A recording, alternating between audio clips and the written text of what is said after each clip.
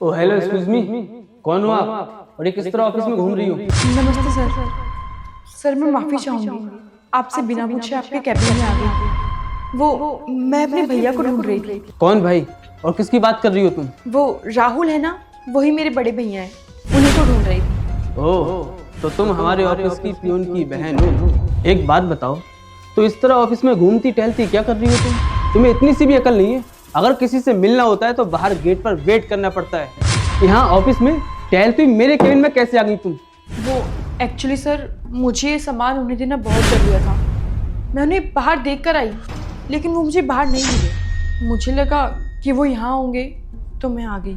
अच्छा, तो तुमने इस ऑफिस को होटल समझ लिया और घूमते हुए मेरे केबिन में आ गई। अरे जरा सा भी सेंस नहीं तुम्हें? और तुमसे मैं क्या उम्मीद कर सकता हूँ? आखिर एक प्यून की बहन जो हो, आखिर तुम गवार क्या समझोगे कि प्रोफेशनलिज्म क्या होता है? बेवकूफ कहीं की, पता नहीं कैसे कैसे लोग हैं दुनिया में। अभी तुम्हारे भाई को बुला के तुम्हें ठीक कराता हूँ, रुको तुम। हेलो, ये राहुल को भेजो जरा, कहाँ पे है ये?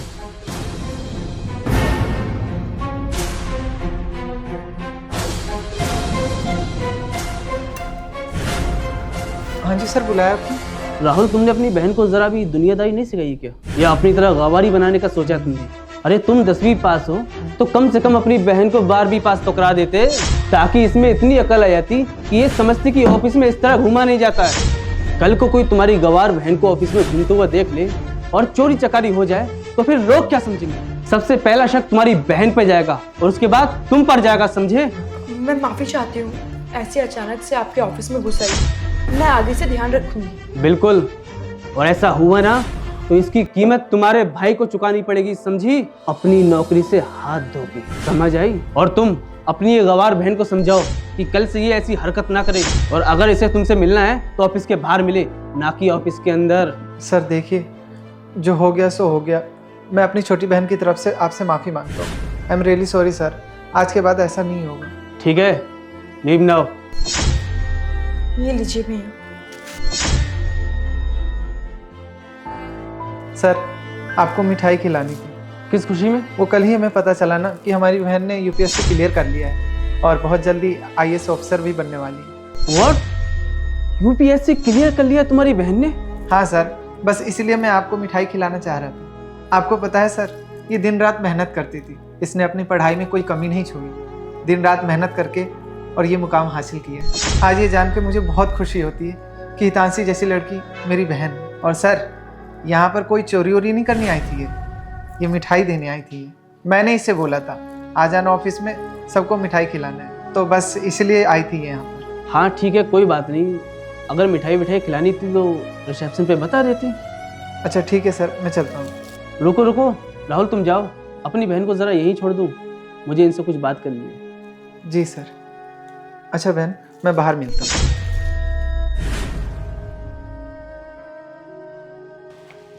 सुनिए, वो मैं आपसे अपने बर्ताव के लिए माफ़ी मांगता हूँ। दरअसल मैंने आपसे बहुत गलत तरीके से बात की।